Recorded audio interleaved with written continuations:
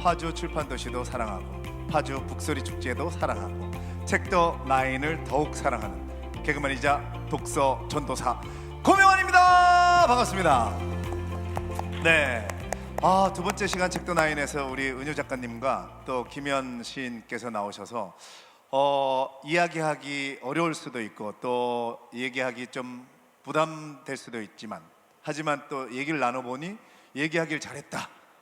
이런 어떤 문학의 세계에 대해서 얘기를 나눠주셔서 정말 이 피부에 와닿는 그런 또 의미 있는 시간이었습니다. 이번 책더 나인은요 총 18분의 저자들이 온오프라인으로 동시에 강연을 진행을 합니다. 오늘과 내일을 관통하는 해양과 지혜를 여러분께 전달해 드리려고 하고요. 더불어 촉발, 그리고 두 번째 시간은 도발, 이번 시간은 끝발입니다. 이런 재미난 키워드로 9개의 강연을 알차게 구성했는데요. 오늘 만나보실 끝발이라는 키워드를 가지고 새로운 시대를 불러올 글쓰기의 가치에 관하여 이야기를 나눌 예정입니다. 이제 모실 작가님은 에세이스트로 활동하고 계신 김신혜 작가님이신데요. 정말 많은 독자분들이 국내에도 그렇고 이제는 해외에도 팬이 생기신 우리 김신혜 작가님이신데 심심한 일상 에세이가 되다라는 주제로 강연을 펼칠 예정인데요. 개인적인 얘기를 드리자면 저도 사실은 이 책 읽기와 또 독서 모임, 그 다음에 글쓰기 모임을 하고 있는데 이 함께 뭔가 같은 작품을 읽고 얘기를 나누고 공감하는 이 시간이 정말 그 어떤 놀이를 하는 시간보다 즐겁고 또 내가 발전하는 시간이 되는 것 같습니다. 그래서 이번 시간에는 김신혜 작가님을 모시고 본격적인 책 읽기와 글쓰기에 관해서 더 현실적인, 정말 여러분들이 나도 글을 쓸 수 있을까? 내 이야기가 주제가 될 수 있을까? 과연 내 이야기가 책으로 만들어질 수 있을까? 하시는 분들은 특히 집중해서 봐주시면 좋겠습니다. 저와 함께 무대에 올라 작가의 만남을 진행해 주실 패널 작가님을 소개해 드릴게요. 카피라이터 출신의 소설가이시고요, 사랑과 일상에 관한 에세이집을 출간한 에세이스트기도 하십니다. 에세이 쓰기의 즐거움을 나누는 자리에 꼭 어울리는 분이어서 초대했습니다.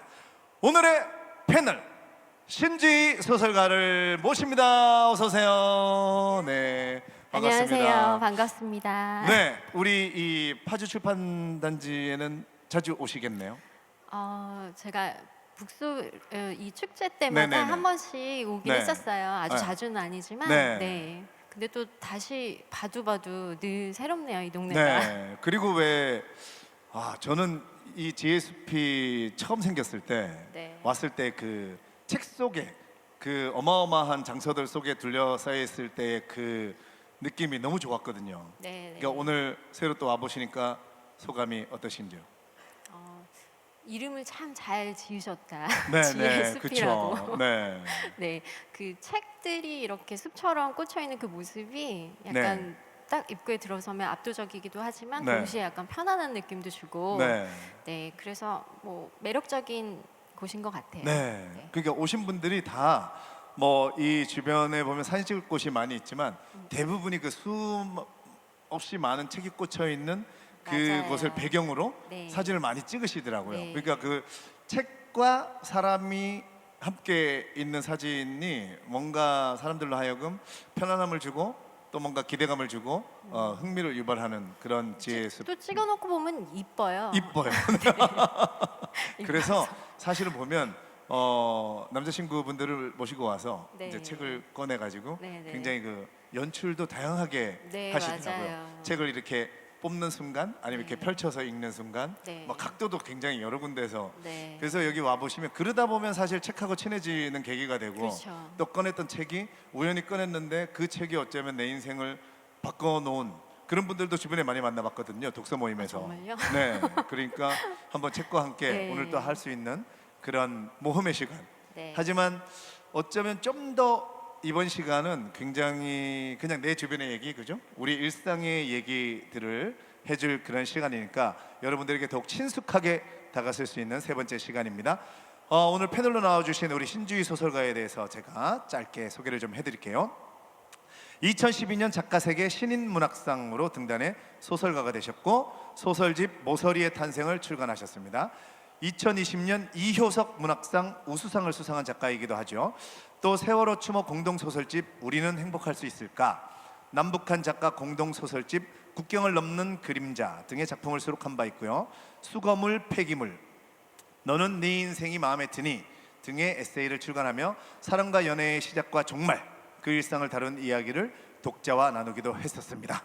어떻게 제 소개가 마음에 드시나요? 혹시 더 추가하고 싶거나 아니요. 하신 부분 없나요? 네, 너무 마음에 들고요. 네. 네, 제가 사실 이런 자리가 너무 네. 뜻깊기도 하지만 사실 이렇게 떨리기도 해가지고 네. 사실 잘 안 들렸습니다. 아, 제가 뭐라고 얘기했는지. 근데 하지만 마음에 분명히 들 것 같아요. 네, 알겠습니다. 자, 그러면 오늘 떨리셨다고 하셨는데 첫 네. 번째 패널 나오셨기 때문에 네. 해주셔야 될 일이 있습니다. 저보다는 아무래도 오늘 나오실 작가님을 잘 알고 계시기에 신주희 소설가님께 오늘 나오실 작가님에 대해서 소개를 좀 부탁드릴게요. 네. 오늘 제가 소개해드릴 김신회 작가님은 에세이스트로 네네. 지금 벌써 13권의 책을 내셨더라고요. 야, 13권요. 이 에세이계 어찌 보면 대가라고 할 수 네, 있죠. 네. 네, 제가 준비 이렇게 한 그 네. 작가님의 소개를 한번 읽어드리겠습니다. 김신혜 작가님은요, 10년 동안 TV 그 코미디 작가로 일을 하셨어요.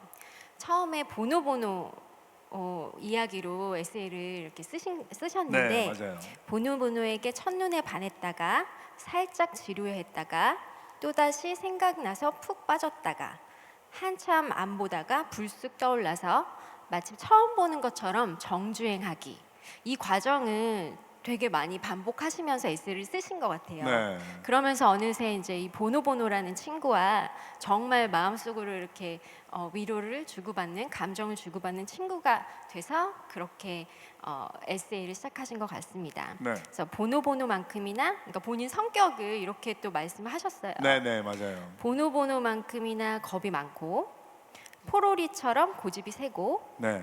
너부리인 양 자주 직언을 하는 사람. 네. 그렇지만 전반적인 성격은 너부리에 가깝다고 말씀을 해주셨어요. 그래서 반성을 아주 많이 하고 지내신다고 합니다. 네. 저서로는요, 서른은 예쁘다. 네. 여자는 매일 밤 어른이 된다. 모든 오늘은 떠나기 전날. 그리고 이 국민적 사랑을 받았던 보노보노처럼 살다니 다행이야를 쓰셨어요. 네. 최근에 지금 오늘 이제 강연 주제하고도 관련이 돼 있는데 심심과 열심이라는 에세이를 쓰시면서 이제 쓰는 삶에 관해서 그 에세이 독자들에게 이제 네. 강연을 해주시고 계세요. 네, 지금 소개한 네. 내용을 듣다 보니까 사실 그 김신혜 작가님 나오시면 얘기하려고 했는데 네. 제가 이제 개그맨이잖아요. 네. 김신혜 작가님이 코미디 작가로 12년 넘게 일하셨다고. 네네네네. 저랑도 한 4, 5년을 함께 했습니다. 아. 그래서 아까 여기 얘기해 주신 본인은 겁 많고 포로리처럼 고집이 세고 너부리인 양 자주 직언을 하는 사람인데 전반적인 성격은 너부리에 가깝다고 얘기하셨다고 하셨잖아요. 네네네. 정확합니다. 왜냐면 저한테 와가지고 김신혜 작가가 코미디 작가로 있던 시절에 제일 많이 한 말이 저한테 오빠 재미없어요. 이 말을 직원을 잘 하시는구나. 네, 직원을 정말 근데 굉장히 밉지 않게 하지만 네. 이렇게 때리시지는 않으시죠? 왜냐면 아, 너부리가 예, 예. 이렇게 약간 때려서 포로리가 항상 네, 나 때릴 거야 이렇게 물어보거든요. 네, 그러진 않고요. 네. 네. 굉장히 그 미소 있어요. 그 네. 김신혜 작가 특유의 미소가 있는데 그 미소를 지으면서 오빠 재미없어요. 이렇게 그런 직원을 잘 해주셨는데 네. 본인 스스로 본인의 캐릭터를 네. 정확하게 얘기해 주셨네요. 그렇구나. 네, 계속 소개 좀 부탁드릴게요. 네. 네. 저는 사실 이제 여기 오기 전에 이제 보노보노처럼 살다니 다행이야를 읽고 그거 하고 심신과 열심 이렇게 네. 두 권을 읽고 왔는데 보노보노처럼 살다니 다행이야를 읽으면서 저는 연필로 약간 메모를 하면서 네. 읽게 됐어요. 네. 그러면서 든 생각이 이 에세이가 이제 작가님이 쓰신 이 에세이가 연필로 메모를 하면서 쓰기에 아주 적합한 네. 에세이구나. 네. 왜냐하면 제가 이제 이 책을 통해서 이제 얻게 된 감상이라고 하면 책을 읽으면서 약간 단순한 위로 네. 이런 것들을 되게 많이 말씀을 하시고 또 실제로 그 글을 읽어보면 그런 단순한 아주 그냥 뭐랄까 조미료가 들어가지 않은 네네, 아주 맞아요. 건강한 맛의 그런 위로를 제가 네. 얻었었는데 그 심심한 일상을 통해서 이제 그런 것들을 제가 느꼈는데 그런 것들하고 그런 거를 이렇게 적어 나가고 기억하려고 이렇게 메모하고 하려고 할 때 연필만큼 좋은 게 있을까? 네.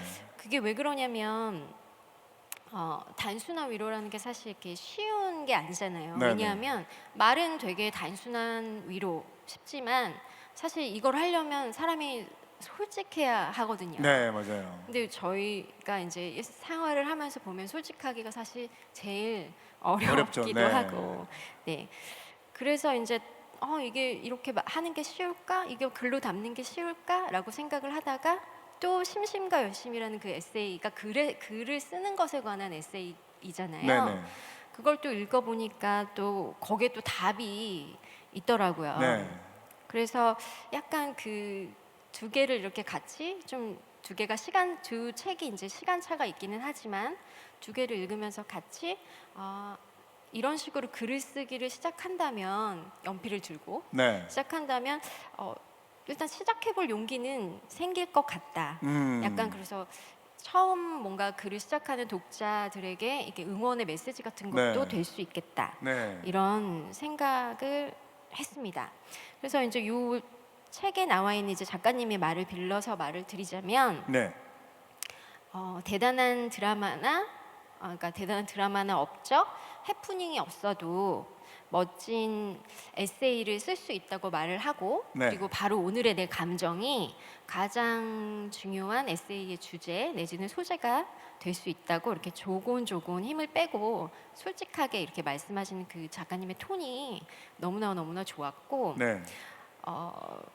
저는 가장 좋았던 거는 이제 마음 가는 대로 한번 써보고 네. 안 되면 깨끗이 그냥 포기해라. 그래도 괜찮다. 네, 네, 네. 이런 메시지가 한번 마음이 저도 같은 창작자의 입장에서 이렇게 마음이 많이 닿은 말이었고요. 네. 또 일단 초보자들에게는 연필을 들고 이제 그 작가님의 강연을 듣기 전에 연필을 들고 고치고 싶은 만큼 고치면서 네. 일단 시작하기. 네. 일단 네. 시작하기. 네네네. 네.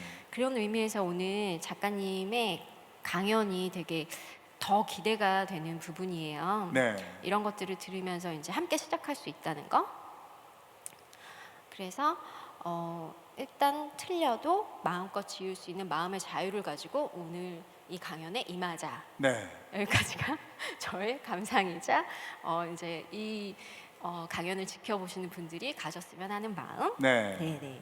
너무 길죠. 아니요, 괜찮아요. 네. 김신혜 작가님에 대해서 정말 그렇게 말씀하시니까 진짜 뭐 일단 써보고 틀리면 뭐 어때 이렇게 말씀하신 게 그냥 또 쓰면 되잖아. 이게 사실은 제가 쉽지는 김신혜 않아요. 작가랑 네. 같이 방송국에서 수년간 그 김신혜 작가 특유의 말투가 있어요. 오빠 재미없어. 근데 뭐 어때?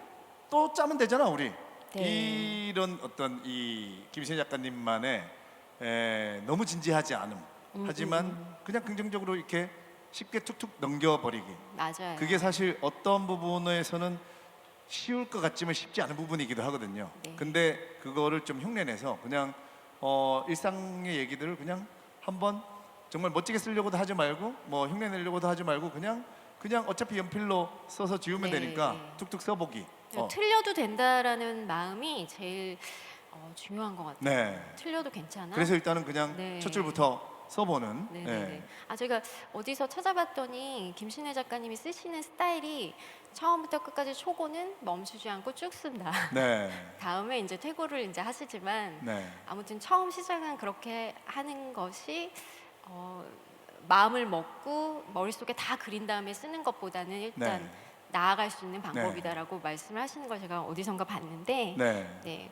그런 의미에서 이제 아직도 이제 이런 얘기들을 들어도 글쓰기가 진짜 쉽냐 이렇게 속으로 생각하시는 분들을 위해서 어떤 이야기를 어떻게 써야 되나 고민하고 또 이렇게 심심한 내 삶이 네네. 정말 이게 글이 될 수 있을까? 네. 약간 이렇게 생각하시는 분들. 그래서 오늘 김신혜 작가님을 모시고 한번 이렇게 얘기를 하다 보면 그런 네. 것들에 대한 의문이 네. 어느 정도는 좀 풀려지지 않을까. 네. 저는 그렇게 생각합니다. 네. 오늘의 그 챕터 9 세 번째 시간이 사실 처음에 촉발, 그 다음에 도발, 이제는 끝발이었는데 여러분들이 이제 연필을 꺼내시고 글을 쓰기 시작하시면 또 김신혜 작가님의 강연을 통해서 여러분들 글에 끝발이 오를 수 있도록 또 그런 시간이 아마 오리라고 믿습니다. 자, 그럼 우리 이 챕터 9에서는 항상 모든 강연의 주제 도서가 함께 있는데요. 오늘 강연의 주제 도서는 바로 심심과 열심입니다. 보노보노처럼 살다니 다행이야, 아무튼 여름 등의 에세이를 출간하며 전국 독자들의 마음과 일상을 따뜻하게 위로해온 우리 김신혜 작가님이 작가 생활 13년 만에 처음으로 글 쓰는 삶에 대한 자신의 생각과 원칙을 담아낸 책입니다.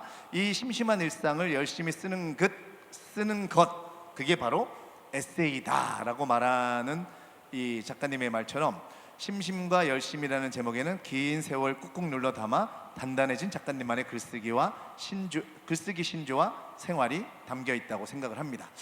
프리랜서 작가로서의 또 삶을 살아왔고, 그 다음에 홀로서기에 성공을 했고, 또 글쓰기를 좋아하는 사람, 책 읽기를 좋아하는 우리 김신혜 작가님을 이제는 빨리 모셔서 과연 그렇다면 어떤 책 읽기와 글쓰기에 대해서 말씀해 주실지 김신혜 작가님을 이 자리에 모시겠습니다. 여러분 박수로 환영해 주세요.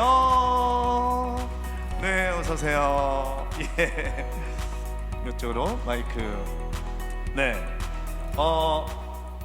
작가님 반갑습니다. 네, 너무요. 오랜만입니다. 아우, 잘 지냈어요? 그 눈빛으로 저한테 오빠 재미없어요 하던 생각이 나네요. 또 있잖아요. 예? 또 있잖아요. 뭐죠? 살려. 네. 재미없지만 오빠가 살려. 그렇게 했죠. 근데 진짜 우리가 요거 본격적으로 하기 전에 밑에서 만나서 야, 인생이 진짜 흘러가는 길이, 김신혜 작가님도 물론 예전에 코미디 작가였지만 이제는 에세이스트로 작가가 되셨고, 저도 자기계발서를 쓰게 될 줄은 꿈에도 몰랐지만 네. 책을 쓴 작가가 돼서 맞아요. 이렇게 또 작가로서 만나게 됐다는 게 어쩌면 글이라는 매개체가 인생을, 저는 사실 이쪽으로 온 삶이 굉장히 만족스럽거든요. 네. 김신혜 작가님은 어떠세요? 저도 그래요. 네. 저 사실 힘들었거든요. 네네. 네. 그래서 방송을 이제 고명환님과도 함께 네. 계속 오래 했지만 네, 오래 했잖아요. 제 네. 모습을 아시잖아요. 네. 까칠하고. 그러니까 막 대본 쓰고 아이디어 하는 건 재밌어 하는데 네. 사회성이 없었어. 네. 기억하시죠? 네. 근데 뭘 내요? 사회성이 제가 느낀 거는 진짜 솔직히 얘기하는 거예요. 사회성이 조금 부족한 느낌이었지. 네. 저는 굉장히 왜냐면 우리가 이런 얘기 하잖아요. 좀 그래도 스타일이 맞는 사람끼리는 대화가 됐기 때문에 저랑도 오래 했었잖아요. 맞아요, 그래서 굉장히 우리가 사실 이제 살다 보니까 모든 사람과 친해질 수는 없는 노릇이고, 근데 오늘 이제 그런 힘든 삶 속에서 저는 진짜로 그 코미디 작가 하시다가 또 이렇게 지금 에세이의 저자가 되시고 13편의 작품을 쓰고 이런 삶의 방향이 전환된 그 계기와 또 그 글쓰기와 책 읽기의 힘에 대해서 너무 궁금하거든요. 근데 일단 작가님의 강연을 듣고 네. 그 다음에 본격적인 얘기는 한번 또 강연 후에 나눠보도록 하겠습니다. 네. 자, 여러분, 심심한 일상 에세이가 되다라는 주제로 우리 김신혜 작가님께서 강연을 해 주시겠습니다. 큰 박수로 맞이해 주십시오.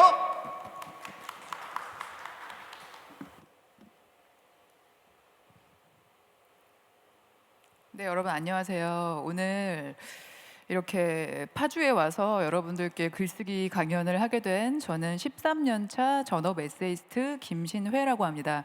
이렇게 온라인 상으로나마 만나서 반갑습니다. 네, 앞에 저를 소개를 너무 웅장하게 해주시고 지금 여기 세트 자체가 무대 자체가 너무 긴장하게 만드는 무대예요. 근데 제가 준비한 내용 잘 전달하고 갈 수 있도록 노력할게요. 자, 그 모니터 너머로 봐주시는 분들 지금부터 저하고 글쓰기에 대한 이야기를 30분 동안 나누게 되실 겁니다. 저는 오늘 심심한 일상 에세이가 되다라는 주제로 여러분들과 이야기를 나눌 텐데요.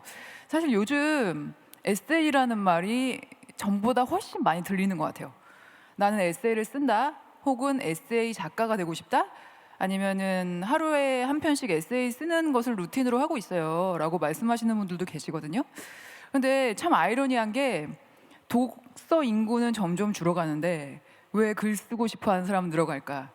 저는 전업 작가로서도 그 생각을 굉장히 많이 합니다.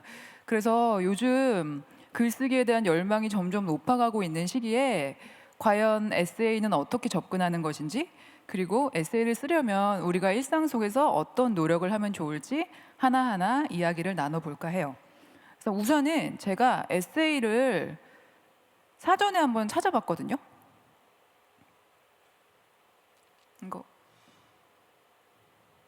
네. 사전에서 에세이라는 정의를 한번 찾아봤더니 이렇게 나오더라고요. 일정한 형식을 따르지 않고 인생이나 자연 또는 일상생활에서의 느낌이나 체험을 생각나는 대로 쓴 산문 형식의 글. 굉장히 쉬운 정의죠. 여러분들 이것도 충분히 이해하실 거라고 생각하는데요. 제가 생각하는 에세이의 정의가 따로 있어서 조금 더 간략하게 정의를 내려봤습니다. 네, 한번 봐주시겠어요? 실제로 있었던 일을 솔직하게 단 문학적이고 흡인력 있게 쓴 산문 형식의 글. 여기 지금 두꺼운 글씨가 보이실 텐데요. 저는 이 두꺼운 글씨 3가지가 에세이의 핵심이라고 생각합니다. 논픽션, 픽션을 가르는 가장 큰 틀이라고도 할 수 있죠. 이게 사실인지 실제로 있었던 일인지, 그리고 2번째는 솔직하게 쓸 것, 그리고 3번째는 흡인력 있게, 즉 이 뜻은 독자를 염두하고 쓸 것을 제가 생각하고 이런 정의를 내려봤는데요. 에세이 하면은 여러분들 그냥 우리가 딱 머릿속에 떠오르는 한 편에 완결된 문학적인 글을 생각하실 거예요. 그런데 저는 수많은 장르와 그리고 수많은 종류의 글이 에세이에 해당한다고 생각합니다. 그래서 에세이 작가가 아니더라도 우리는 평생 살면서 에세이를 수십 편씩 쓰고 있어요. 그리고 지금 아직 저는 에세이가 뭔지 모르겠어요 하셨던 분들도 에세이를 이미 수십 편 쓰실 것이고 써왔을 것이라고 생각합니다. 그래서 에세이의 종류를 좀 러프하게 나눠봤습니다. 그랬더니 이런 좀 카테고리가 생기더라고요. 레포트 및 보고서, 우리 학교 다닐 때, 그리고 회사원분들도 많이 쓰시죠. 그리고 영화 리뷰, 독후감, 저는 이것도 에세이의 한 종류라고 생각하고요. 그리고 우리가 흔히 보는 신문의 기사, 그리고 잡지의 칼럼, 그리고 인터뷰 및 대담을 정리한 글도 에세이의 한 종류라고 생각합니다. 그리고 그 외 각종 논픽션이 있죠. 예를 들면은 환경에 대한 글이라던가, 아니면은 정치에 대한 글이라던가, 사회 경제에 대한 글, 이것도 에세이의 한 종류라고 생각하고요. 그리고 저는 이 마지막이 제일 중요하다고 생각해요. 오늘 이 부분을 여러분들하고 말씀을 나누고 싶은데, 우리가 매일매일 하는 SNS 포스팅, 그리고 가끔 쓰는 일기, 그리고 누군가한테 보내는 편지, 저는 이것도 에세이의 한 종류가 될 수 있다고 생각합니다. 자, 그래서 여기서 잠깐 짚고 넘어가면요, 사람마다 글을 쓰는 이유가 다를 거라고 생각해요. 그래서 제가 글쓰기 수업을 할 때나 아니면은 글을 쓰고 싶다는 열망을 가지신 분들한테 이 질문을 둘러서라도 한 번씩 하거든요. 왜 글을 쓰고 싶으세요? 여러분은 왜 지금 글쓰기 수업을 오셨나요? 이렇게 여쭤봅니다. 그래서 저의 얘기를 살짝 해드리죠. 이런 경우에 제가 글을 쓰는 이유를 곰곰이 생각해 보면 이 시간을 거슬러서 초등학교 때로 올라가는데요. 제가 초등학교 때 이렇게 눈에 띄지도 않고 잘하는 게 하나도 없어서 친구를 사귀는 것도, 그리고 선생님한테 칭찬을 받는 것도 쉬운 아이가 아니었어요. 그런 아이한테 학교는 별로 즐거운 곳이 아니잖아요. 뭔가 좀 운동도 잘하고 싶고 성적도 좀 좋았으면 좋겠고, 그리고 외모가 출중해서 아이들의 주목을 받았으면 좋겠고, 그런 요소가 하나도 없었기 때문에 저는 그냥 반에서 있어도 그만 없어도 그만인 학생이었습니다. 그런데 초등학교 6학년 때 선생님께서 장문 숙제를 내주셨어요. 그래서 장문 숙제를 채점을 하고 이렇게 첨삭을 하셔가지고 학생들한테 이렇게 한 장 한 장 책상 그 통로를 걸어 다니시면서 나눠주신 거죠. 그래서 어떤 학생한테는 열심히 했어, 뭐 어떤 학생한테는 잘했어, 그리고 어떤 학생한테는 좀 더 열심히 해야 될 것 같다라고 조언을 해주셨는데, 제 책상 앞에 딱 쓰셔가지고 저한테 제가 낸 장문 숙제를 주시더니 너는 작가가 될 거야 이러시는 거예요. 그래서 네?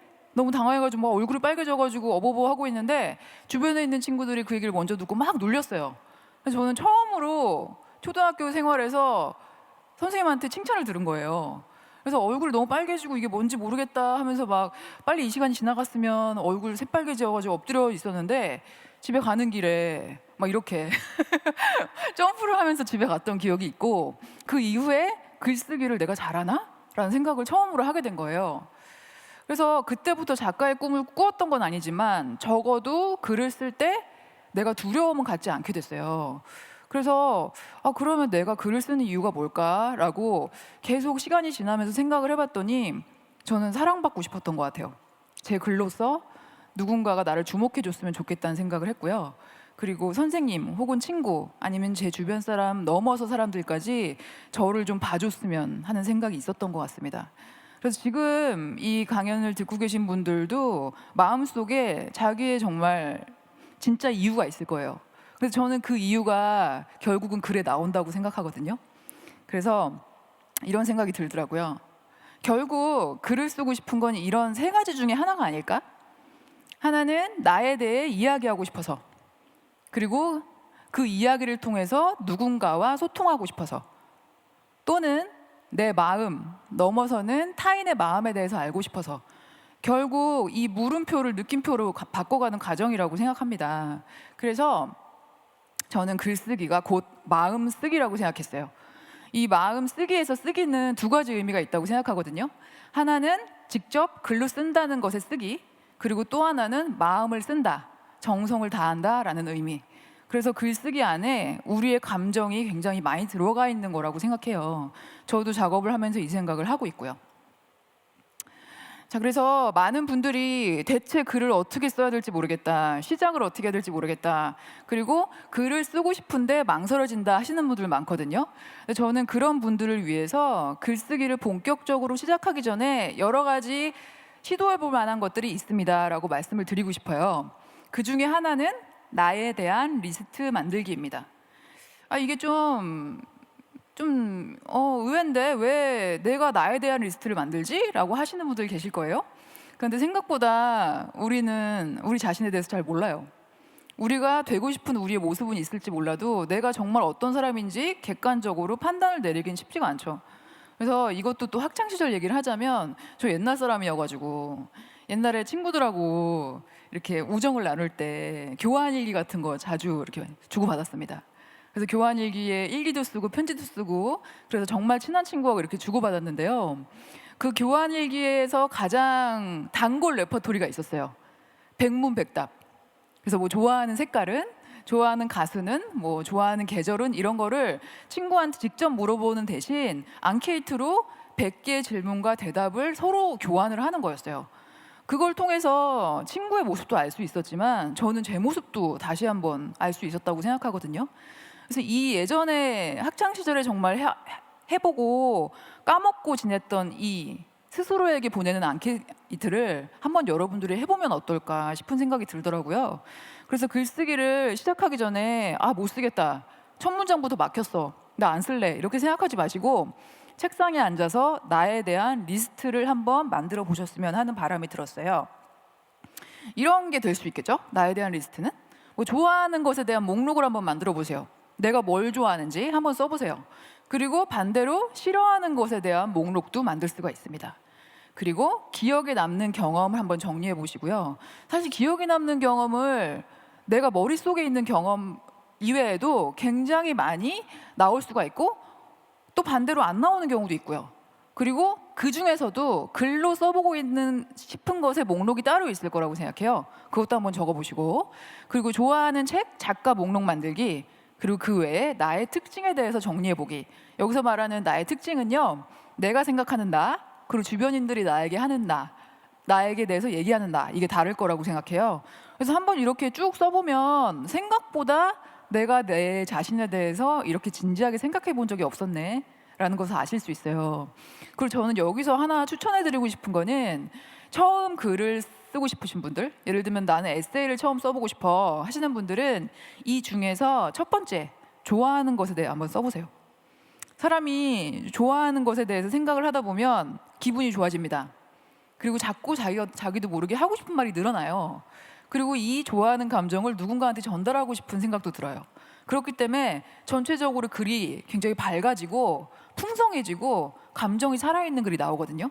그래서 여러분들이 이런 리스트를 한번 정리를 해보시면서 처음으로 주제를 잡는다면 좋아하는 것에 대해서 한번 써보시면 어떨까라는 제안을 드립니다. 그리고 두 번째, 글쓰기를 시작하기 전에 저는 지금 마음에 대해서 한번 써보세요라고 제안합니다.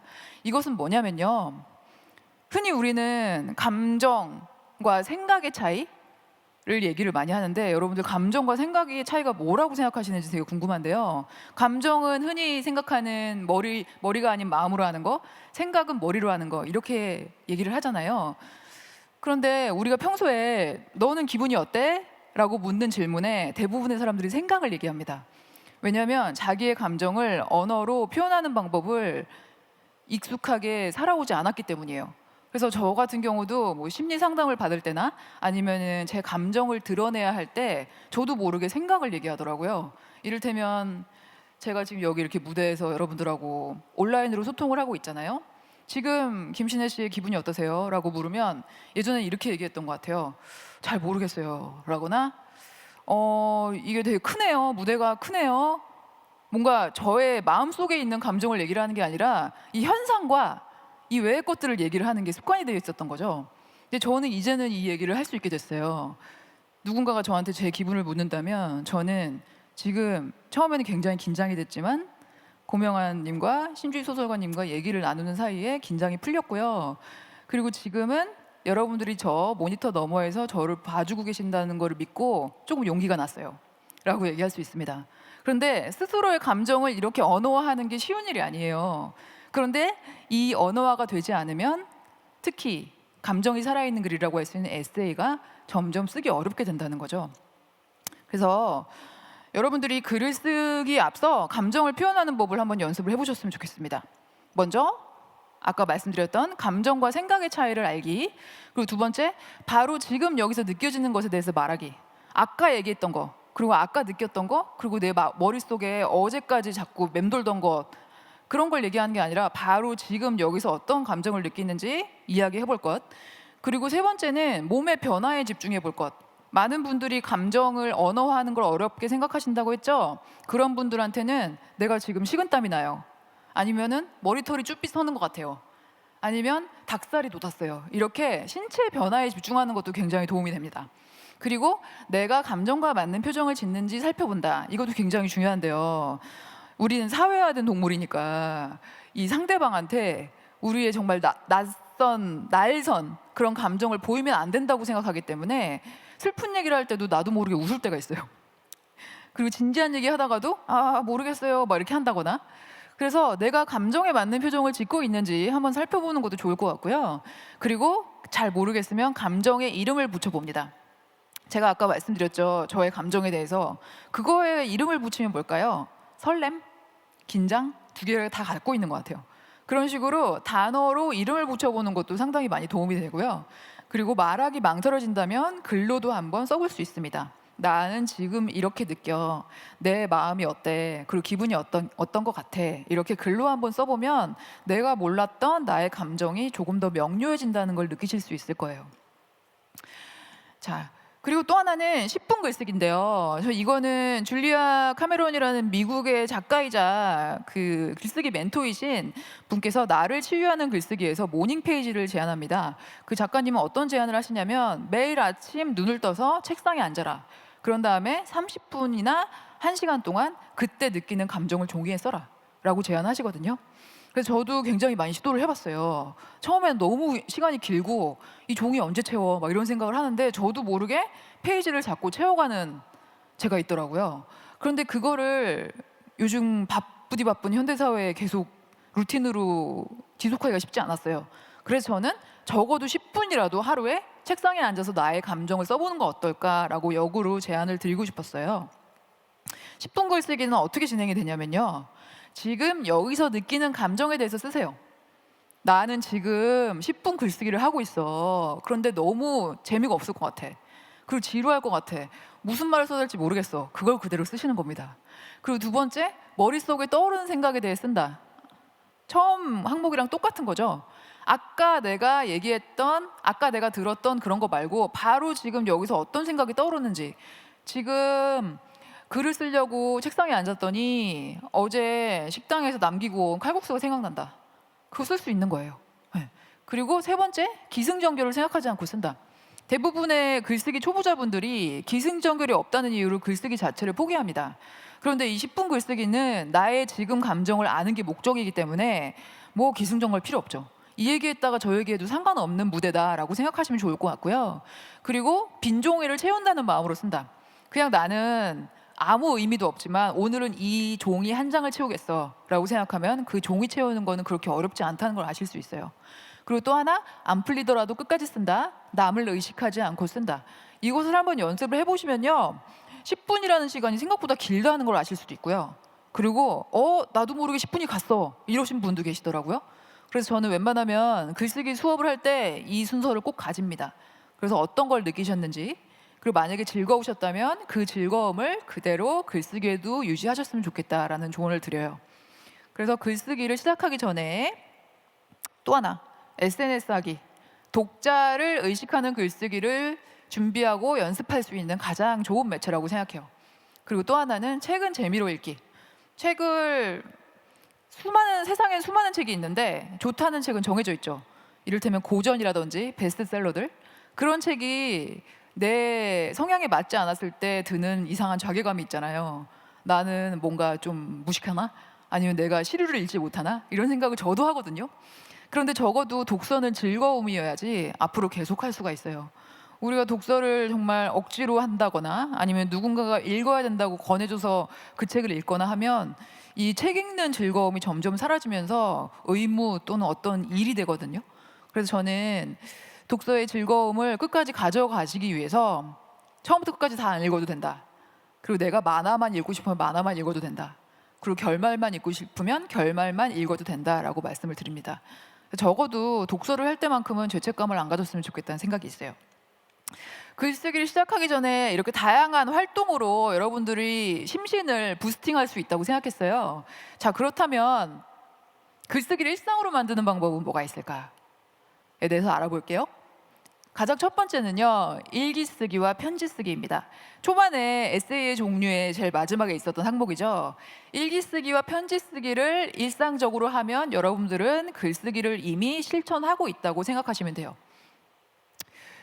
이런 얘기 많이 하지 않나요? 저도 심지어 많이 듣습니다. 제 책을 읽고 독자분들이 리뷰를 달 때 일기는 일기장에 이렇게 쓰세요. 일기장 왜 책으로 냈냐고, 그런 좀 서글픈 리뷰를 아직까지도 봤거든요. 저는 일기장이라고 생각하지 않았지만 읽으시는 분은 이거 TMI인데 일기를 이렇게 책으로 냈어 하시는 분들도 아직까지 계시는 거예요. 자, 그래서 이런 의문이 들더라고요. 과연 일기와 에세이의 차이는 무엇일까? 결국 에세이란 장르는 사사로운 일들에 대해서 쓰고 일상에 대해서 쓰고 그리고 여러 가지 느꼈던 감정에 대해서 쓰는 일인데, 이 자칫하면 일기장이 될 수 있는 장르죠. 그래서 저는 이렇게 생각했습니다. 일기는 나만 보는 글, 에세이는 독자와 내가 함께 보는 글. 네, 조금 묘하게도 조금 다르죠. 그래서 일기는 나만 볼 수 있는 글이니까 이렇게 쓰면 되고, 에세이는 나만 보는 글이 아니니까 이렇게 써야 해라는 일정의 뭔가 여러 가지 법칙 아닌 법칙들이 존재하는 것 같아요. 네. 그래서 저는 일기가 아닌 에세이로 나아가기 위해서는 이것들이 필요하다고 생각했습니다. 첫 번째는 매너, 그리고 배려, 서비스 정신. 이건 뭐냐면요, 독자를 향한 거라고 생각해요. 예를 들면 내가 일기를 쓸 때는 상황 설명하지 않아도 되죠. 감정에 대해서 주구장창 얘기하지 않아도 돼요. 그런데 독자가 이걸 읽는다고 생각하면 조금 더 상세하게 표현을 해야 하고, 그리고 그 시대 그리고 그 장소에 있지 않았던 사람에게 상황을 설명해야 되고 감정을 납득시켜야 합니다. 그러기 위해서는 이 매너와 배려, 서비스 정신이 필요하다고 생각하고요. 그리고 또 하나, 마지막에 썼던 나를 지키는 마음, 이거는 독자가 아닌 나를 위한 겁니다. 예를 들면 이런 경우 있어요. 에세이를 쓸 때는 솔직해야 된다는 강박이 있잖아요. 도대체 어떻게까지 써야지 솔직해야 되지? 이 생각에 사로잡혀서 내가 쓰고 싶지도 않은 얘기를 쓸 때가 있어요. 막 흉어물을 드러내고 오장육부를 다 보여줘야지 그게 좋은 에세이라고 생각하시는 분들이 계시는 거예요. 그런데 그런 에세이를 쓰면 쓴 사람 너무 상처받잖아요. 그리고 불특정 다수가 이 글을 읽고 또 한 번 상처를 받을 수 있어요. 그래서 솔직하다는 이유로 너무 자신을 드러내지 말라, 지나치게 라고 저는 조언을 하거든요. 그래서 에세이를 쓸 때 상대방에 대한 배려도 중요하지만 나를 지키는 마음도 상당히 중요하다고 생각합니다. 왜냐하면 에세이는 대화학이라고 생각하기 때문입니다. 여러분, 대화할 때 어떤 대화가 기분 좋으세요? 일방적으로 누군가가 막 강의를 한다거나 가르친다거나 훈계를 한다거나, 저는 이게 대화라고 생각하지 않습니다. 말을 하는 저도 즐겁고 듣는 상대방도 즐거워야 대화죠. 그리고 결국 이 대화를 나눔으로써 서로가 감정적으로 아니면 이성적으로 연결이 돼야 대화라고 생각하기 때문입니다. 그런데 에세이 쓰기도 마찬가지라고 생각해요. 그래서 대화하듯이 글쓰기가 참 좋은 에세이라고 저는 개인적으로 생각하는데요. 그걸 연습하기 위해서 가장 좋은 방법은 편지 쓰기더라고요. 이를테면 편지는 어떨 때 쓰죠? 누군가한테 하고 싶은 얘기가 있을 때, 그쵸? 그리고 이 사람한테 내 마음을 표현하고 싶을 때, 예를 들면 고마움도 좋겠고 사랑도 좋겠고 미안함도 있겠죠. 그리고 또 하나는 내가 평소에 하는 말 그대로 쓰죠. 안녕, 뭐 했어, 크크크, 이런 것도 쓰기도 하고. 그래서 즐거운 대화를 하듯이 글쓰기가 뭔지 모르겠다 하시는 분들은 그냥 누군가를 상정해 두시고 편지를 한번 써보세요. 아니면 나에게 보내는 편지도 좋아요. 그래서 이 작업을 여러 번 해보면 아, 내 안에 이런 감정들이 살아 숨쉬고 있었구나라는 것을 느끼실 수 있습니다. 또 일상으로, 글쓰기를 일상으로 만드는 다른 방법은요, 마감일 정하기인데요. 저는 이제 직업 작가로서 매일매일 글을 쓰잖아요. 그리고 아까 소개해 주신 것처럼 13년 동안 13권의 책을 썼어요. 그래서 뭐 인터뷰를 하거나 어떤 자리에 갈 때마다 어떻게 그렇게 책을 맨날 쓰세요? 글을 맨날 쓰세요? 이렇게 물어보시거든요. 그럼 저는 그렇게 대답하죠. 제가 쓴 게 아니라 마감이 썼습니다. 이렇게 얘기하거든요. 그래서 저는 직업 작가뿐만이 아니라 글쓰기를 일상으로 만들고 싶으신 분들은 스스로 마감을 정하셨으면 좋겠어요. 마감을 정하지 않으면 그냥 언제든지 써도 되는 글, 그 뜻은 언제도 안 써도 되는 글이라는 뜻이 되거든요. 그런데 마감은 구체적인 숫자로 정하시기를 저는 권유합니다. 예를 들면은 일주일에 에세이 한 편 쓰기, 매주 금요일까지 글 한 편 쓰기, 한 달에 편지 한 통 쓰기, 매일 세 줄 일기 쓰기, 뭐 A4 반장, 수첩 한 장, 이런 식으로 숫자로 마감과 분량을 정해놓지 않으면 글을 계속 안 쓰게 돼요. 그래서 여러분들을 매일매일 글을 쓰고 싶다 하시는 분들은 내가 지킬 수 있는 한계를 스스로 정하시고 그거를 달성하는 자신한테 선물을 주세요. 그러면 충분히 여러분들도 에세이를 매일매일 쓰실 수 있을 거예요. 제가 개인적으로 권해드리고 싶은 거는 하루에 한 번 세 줄 일기 쓰기, 참 좋더라고요. 저도 가끔 하고 있거든요. 그리고 일상으로 만드는 방법 또 하나는 독자 만들기. 우리가 글을 써서 혼자만 보면 재미가 없습니다. 그리고 혼자만 본다고 하면 글 쓰다가 포기하게 돼요. 나만 보는 거잖아, 이렇게 생각하게 되는 거예요. 그래서 제가 초반에 SNS를 권해드렸던 거고, 그게 내키지 않으신 분들은 지인 중에 굉장히 착한 분 있잖아요. 나한테 모진 말도 안 하고 내가 뭐만 해도 잘했어 잘했어 하는 사람이 있죠. 그런 분들을 한두 명 정도 실제 독자로 한번 만들어 보세요. 그래서 내가 글을 한번 써서 그분들한테 한번 읽어봐 줄래? 하고 칭찬을 막 10개씩 받고. 그래서 초반에 글을 쓰실 때 이렇게 막 비판하거나 여기 좀 문장이 호응이 안 맞는데 이런 거 얘기할 사람한테는 글 보여주지 않으셨으면 좋겠어요. 글을 평생 쓰지 않을 수도 있거든요.